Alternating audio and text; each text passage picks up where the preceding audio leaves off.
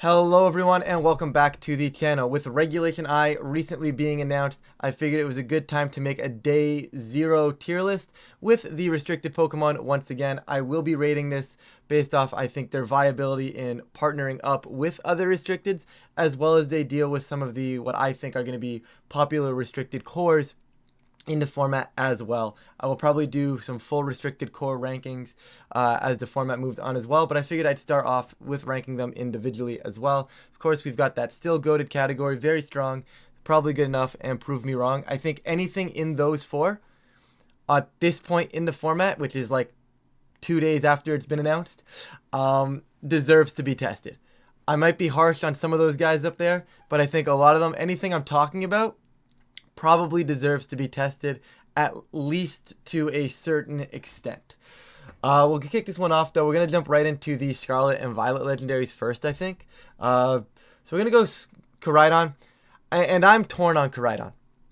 I don't know if it's going to be probably good enough or if it's going to be very strong.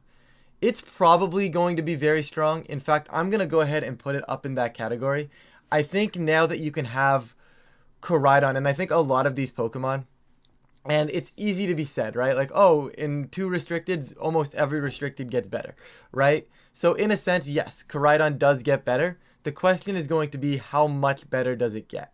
And I think the answer is vary. We saw it pick up in usage. I mean, we saw it win an international challenge, right? So obviously it is a very strong Pokemon. There's no doubt in my mind about that. And I think now that you're not sacrificing one of the goated restricteds and like the Calorexes and the Miraidon, and maybe you compare this guy beside those pieces, I think it becomes a very strong option. And you also now get to, so you have a broken restricted, you have a very strong weather restricted, and then you also have, you know, some things that the weather boosts, right? So whether or not you're dealing, you know, with the Kyogre, which we'll bring up here, and the Groudon, I might as well talk about all 3 weather ones at the same time. And I think they're all going to be very strong. Similar to what I just said on the Koraidon, guys. It's one of those ones where you have this all of a sudden weather mode now. And I think adding a weather mode is huge. We saw it when Regulation G first came out the first time. And, you know, people would just start slapping Pelipper on teams, right? And having that weather mode is very, very good. Now, obviously, you get to do that with something like a Kyogre, or you get to set your sun with a Groudon or a Koraidon. I don't think they are the goated restricteds. I don't think they're the best restricteds in the format. But given the viability of just kind of adding them to another team and patching weaknesses and adding a weather mode, I think all 3 of them are going to be very, very strong. I'll go back after and try to order these tiers somewhat decently at the end, guys. But for right now, all 3 of them I think are going to be very strong in this metagame. Miraidon, it's goated. It won Worlds in Regulation G. The damage multipliers on this thing are absolutely insane. And now you can start pairing with it some other really, really strong restricted as well. Maybe pick up some problematic matchups as well. But the problem is, what was the problematic matchup for this? Like, Miraidon did well. Even matchups that were quote-unquote bad for it, it had the ability to just launch an Electro Drift and do 90% to resist. You know, it's just so good, and the damage multipliers you get from this restricted, and now you're going to pair it with potentially another restricted that can maybe patch some questionable matchups where Miraidon doesn't have to do all of the work anymore. I think there's going to be a lot of options there. I want to see this thing paired. I think Lunala is a very cool pairing. I think Kelly Shadow is a very cool pairing. But at the end of the day, it's a Miraidon. You can probably pick any restricted and then add a Miraidon, and it'll be a serviceable team strictly because of the Miraidon, right? Whereas these guys, it's like you're probably going to want to take one of the top guys and then add these guys onto it. That's kind of the way I'm looking at these tier lists right now. Terapagos takes a fall off. Terapagos by far loses a lot of value in this format, no doubt in my mind. I really don't think Terapagos holds on to its spot, especially the calm mindset. I think for what it's worth, I think like a choice specs or a more offensive variant of Terapagos could still be decent, especially if the weather wars become a huge thing. Just turning off that weather on terrestrialization, I think does have an opening in the metagame. However, I think at face value, Terapagos definitely loses a little bit. But once again, this is one of those ones you're going to have to prove me wrong on, guys. I don't see too much for it right off the bat, but I've been wrong in the past. So I definitely could see Terapagos maybe doing something. but I definitely think you're going to be working a little bit harder, at least with those traditional, Calm Mind variants from Regulation G. Mewtwo, guys, I'm going. It's not good, guys. I'm sorry. This one I actually truly am sorry about because, like, personally, I love Mewtwo, but I think it needs its Mega Evolution to really do something. So, in order to return to any sort of usage, I think it's going to need that Mega Evolution back, and it just doesn't have access to it right now. Lugia, I would put this in a tier lower. I'm going to be honest for you.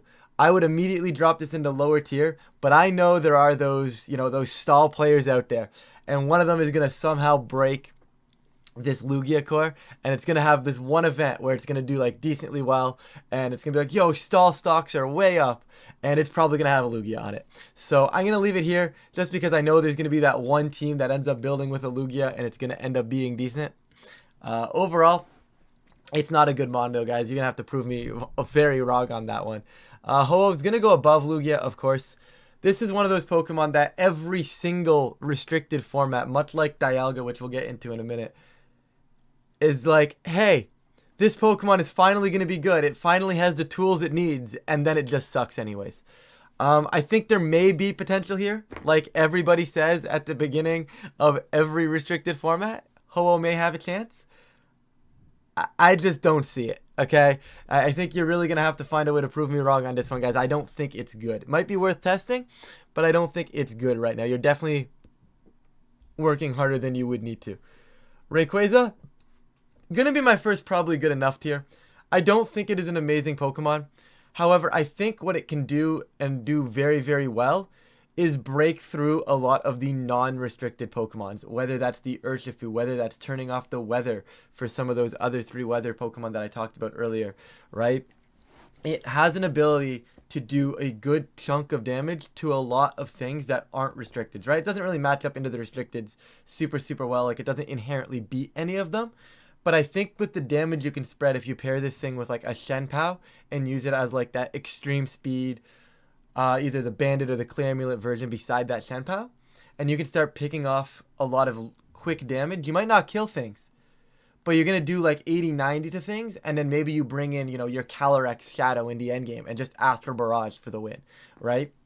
I think that's a different element to Rayquaza where I don't think it's going to be the best restricted into format, but I think if you can find the restricted that pairs well with it, it has potential to be that guy where it's like, oh, I can do big spread damage with my restricted first, close off with Rayquaza.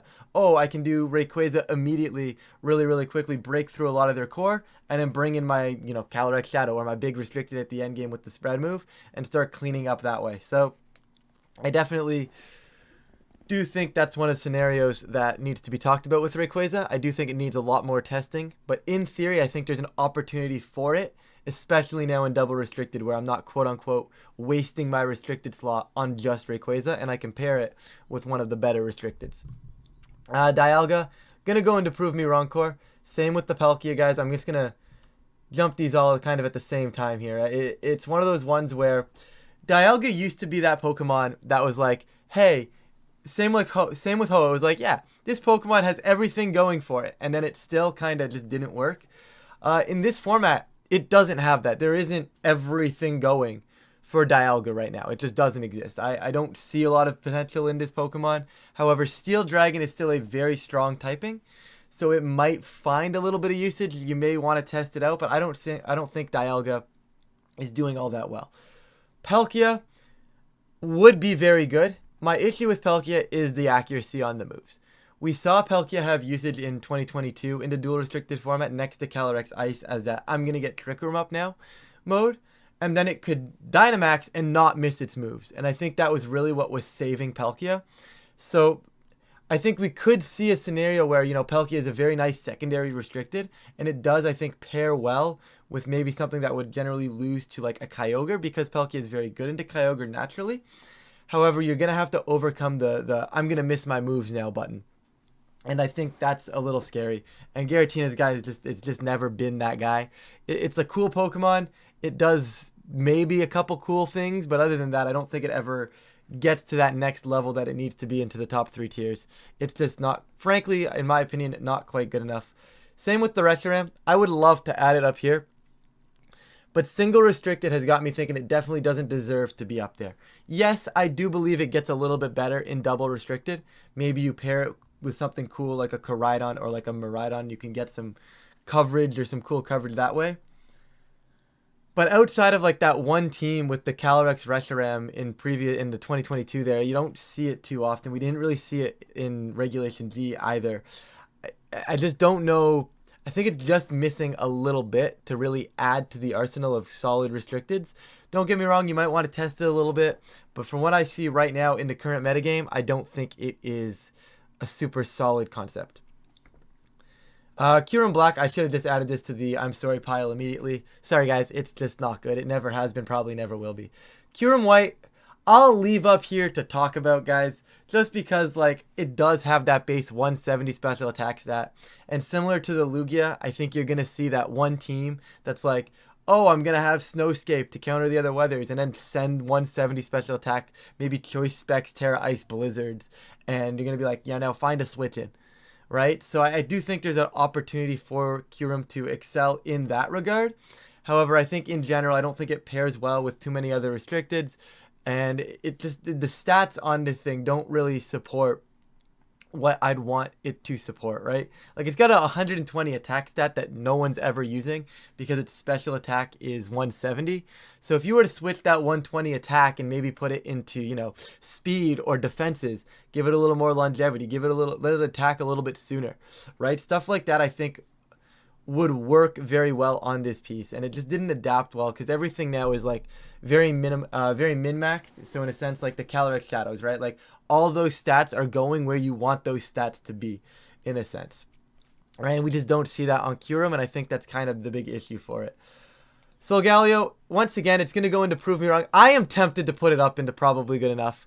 And if you have been a fan of the channel for a long time, you know I absolutely despise Solgaleo.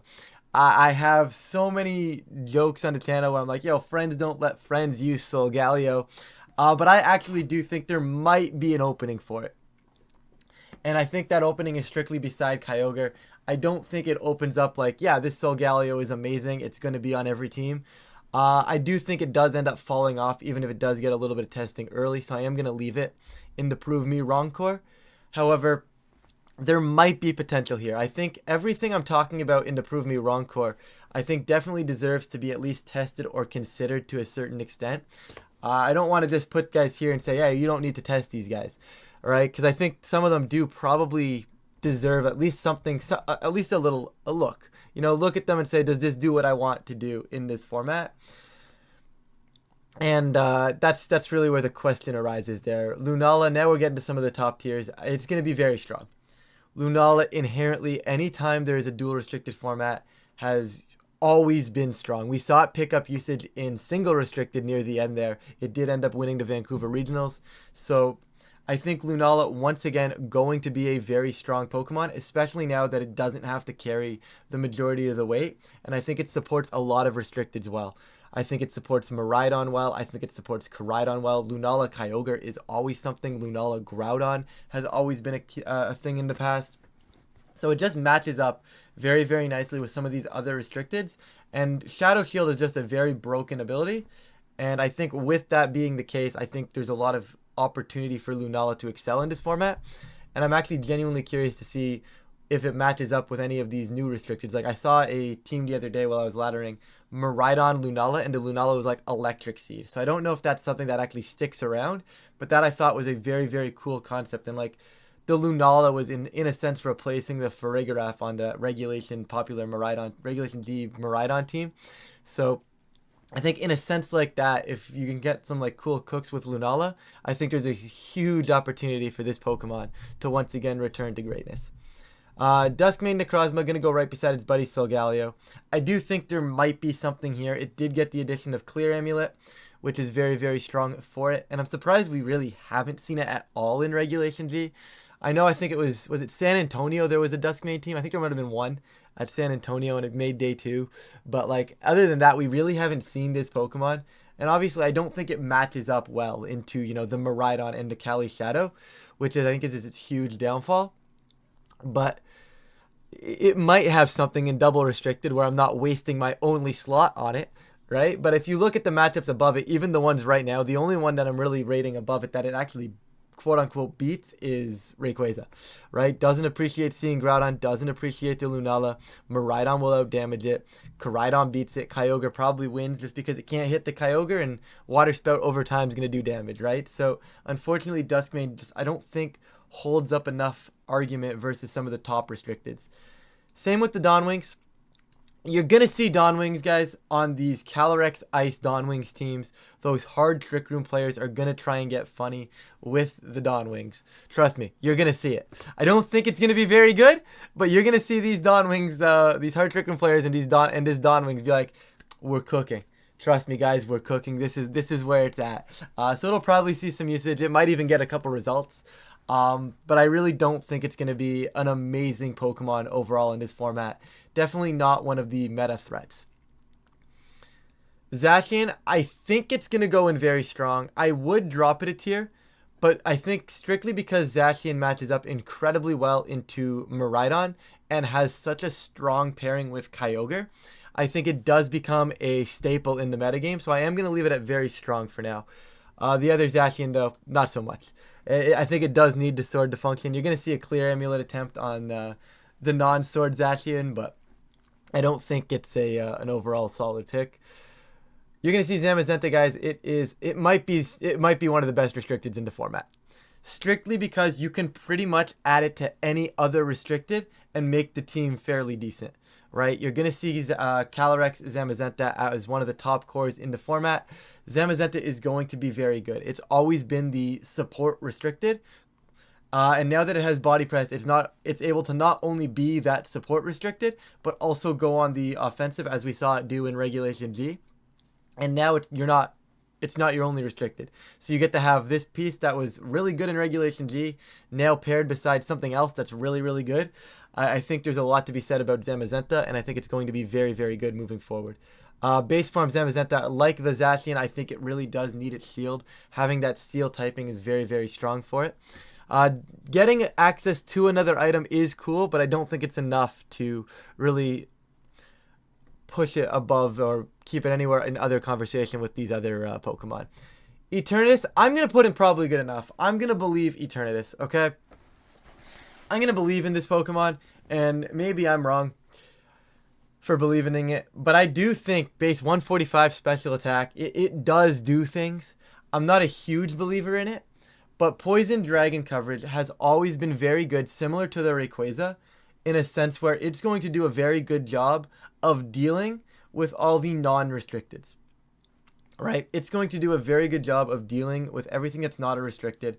Looks pretty good into Miraidon Electro Drift as well, so I don't hate it in that regard. Probably beats Zamazenta. So, you know, maybe there's something here with Eternatus. I think there's concepts for it. I don't know what you'd pair it with, but overall there might be something here. You know what? I feel bad for Terapagos, guys. If I'm putting Eternatus up here, Terapagos also has to come up here, so I will modify that right now. Calyrex Shadow, top of the top, and Calyrex Ice. It's very close to right here. Calyrex Ice should be goated as the format develops. It will be up here by the time the format finishes. As of right now, I think it's down here. Can I get there? There we go. As of right now, I think the Calyrex Ice is only a very strong piece, and that's strictly because it doesn't function outside of Trick Room as well as it functioned outside of Trick Room in Regulation G. Before, there was only one other restricted. If you were out of Trick Room, Calyrex Ice wasn't necessarily facing down too much danger at all times. Now, I feel like with two restricteds, it's not functioning nearly as well outside of that room, and I think these Calyrex Ice teams take a hit because of it. However, I do think there's a lot of room to, as the meta develops, Calyrex Ice will slowly sneak up, and by the next time I make the next tier list, I wouldn't be surprised if it's up into this top tier as well. Calyrex Ice Miraidon gets a lot of talk. I think Calyrex Ice Kyogre is very, very cool outside of the fact that, you know, Wide Guard exists. So if you can find a way around that, that could be a cool pairing as well. Calyrex Ice Lunala might be something. I don't think it's going to be very good because you're probably just going to get like washed by Cali Shadow. But in a sense, that could be a concept moving forward as well. And now we get to the part where everybody skips to because they don't want to hear all the explanations, and they're going to see this tier list and they're going to go, what's going on? Final thoughts, guys, just to maybe reevaluate really quickly. I don't really want to order anything too much into tiers, but these three, best of their game, by far, they're going to be the front runners of this metagame. They can pretty much, you can slap them on with any other pairing and they're probably going to be good. You've got a lot of the top pairings up here on their own. Zamazenta Calyrex, one of the best in the format right now. Miraidon Calyrex, I think, has a ton of potential as well. I don't know anything about Miraidon Zamazenta. I haven't seen that happen yet, but maybe it's good. It's probably good. It's two really good restricted, right? So you can probably make that serviceable. These very strong guys tend to be wanting to complement the three above them.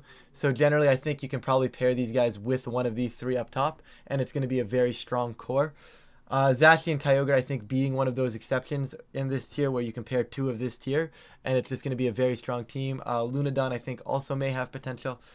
Long story short, I think these top two tiers, these are the restricted you're really going to have to look out for in the metagame. These top two tiers, I think that's what, 9 of them?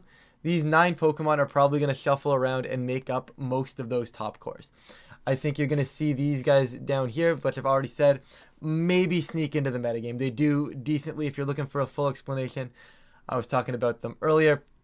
Terrapagos probably goes above these guys, but like I said, they're not necessarily an ordered tier. I think there's a chance for these guys to do well, but I don't think they're really excelling any farther.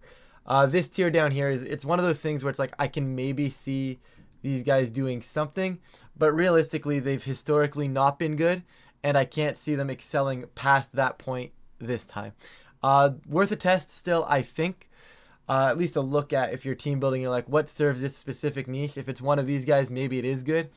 So I would consider testing these if you think it's worth it, but definitely don't rule them out immediately, unlike everything else below them. Although, Cosmog, goated Pokemon. Anyways, guys, thank you all so much for watching. If you do enjoy this type of content, please feel free to leave a like and subscribe. It really does help out the channel, and of course, I really do appreciate it. But with that, I'm going to get on out of here, and I will catch you all in a future video.